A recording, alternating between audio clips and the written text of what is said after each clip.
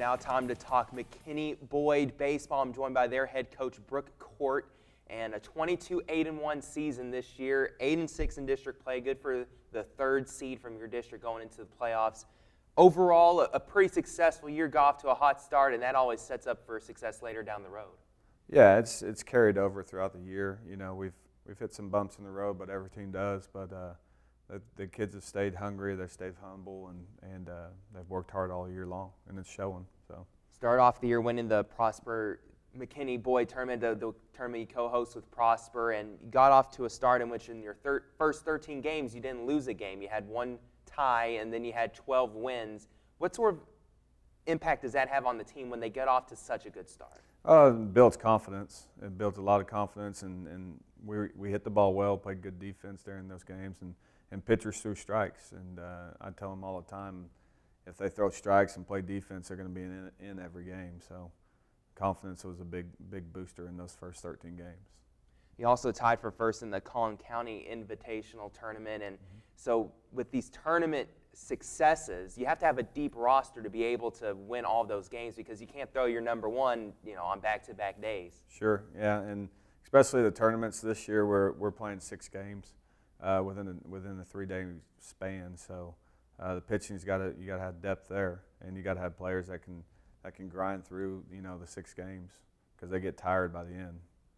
Going into district, Zach Rubel was your number one starter, and he was exceptional all district play. Yeah, he's been very good all district. He's throwing strikes all district long, and he's kept us in ball games throughout. You get Adrian McFarland back at the beginning of district plays, or sort of a little bit after the district play starts, and he sort of solidified that rotation for you when you can have that second starter that's also as effective as Zach, and sort of push some of the other guys that were doing well filling in for him to the bullpen role.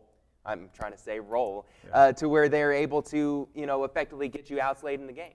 Yeah, Adrian we welcomed him back. He broke his wrist earlier in the year, and we got him back, and he threw against Plano East and to a 7-0 victory. And he's a strike thrower, and he competes up on the mound, and it pushed those other guys into the bullpen so they can come in and dominate when they get chances to in short increments.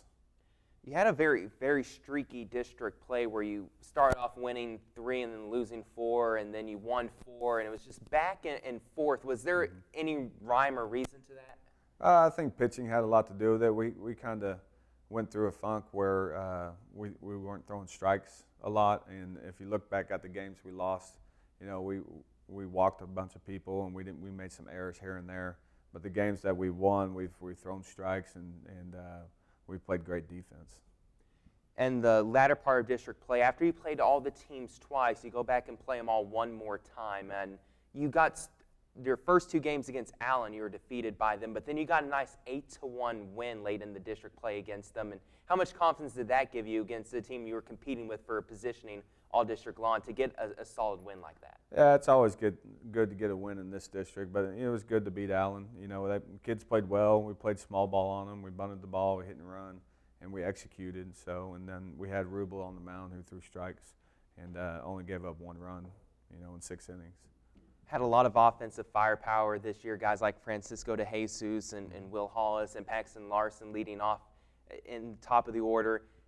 Throughout your lineup, you're able to have guys that can contribute, and there's not necessarily those 1 or 2 guys that have to carry the load for you. Yeah, exactly. And, Paxton gives us a good punch coming out of the gate in the leadoff spot, and then you got Fran and Tommy and Will Hollis in the 3, 4, and 5 spot to where pitchers have got to be able to throw pitches to those guys because if they want to walk them, they know there's a guy behind them that's going to hit too. So they don't want to put 2 or 3 guys on base with Will Hollis coming up. You have a playoff series coming up this week, Thursday and Friday at 7:30, Saturday at 11 a.m. If that game 3 is necessary, all against W.T. White. It's going to be at Louisville. And what do you know about this W.T. White game going into that series? Oh, they're a good team. They play second in their district. They've got some good arms on the mound that are one's in the high 80s, low 90s. The other ones are in the mid 80s as far as fastballs are concerned. And they hit the ball well. We're going to have to come out and play well and pitch well. And if we do that, I worry about us. But if we do that, I think we'll be okay. And W.T. White for a long time has been coached by a legendary coach over there, and it sort of gives them a little bit added confidence going to the playoffs. I feel like that team, they always seem to be that one team from Dallas that seems to go deep in the playoffs every once in a while. Yeah, Coach Shepard, he's a good coach, and he's been around the game for a long, long time. And I know a lot of coaches look up to him, and his teams are going to be well disciplined and well trained in everything they do.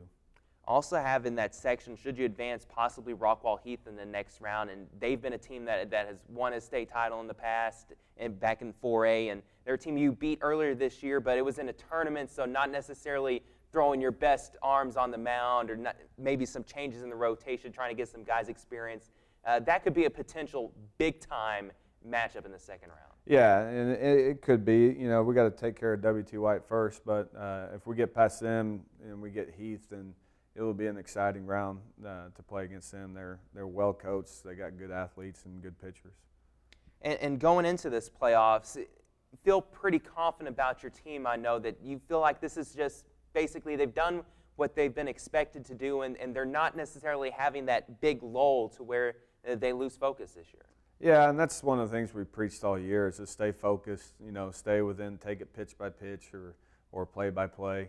And they've done that, and we started this work in the off season as far as getting them trained mentally to overcome adversity if adversity hits within the game. So, and they've done a good job of it.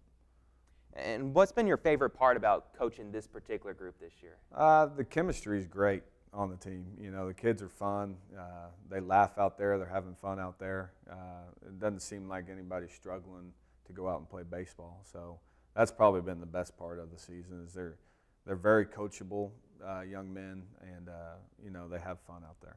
Well, Coach Court, thanks again for coming on and joining us to talk about your team and going into the playoffs. It should be a great series against W.T. White. Looking forward to it. Thank you. That series against W.T. White starts Thursday, 7:30. Game 2 will be Friday, if necessary, a game early Saturday morning. It is at Louisville High School, where McKinney Boyd will be taking on W.T. White, the second seed from 9-5A. Boyd looking to advance to the area round.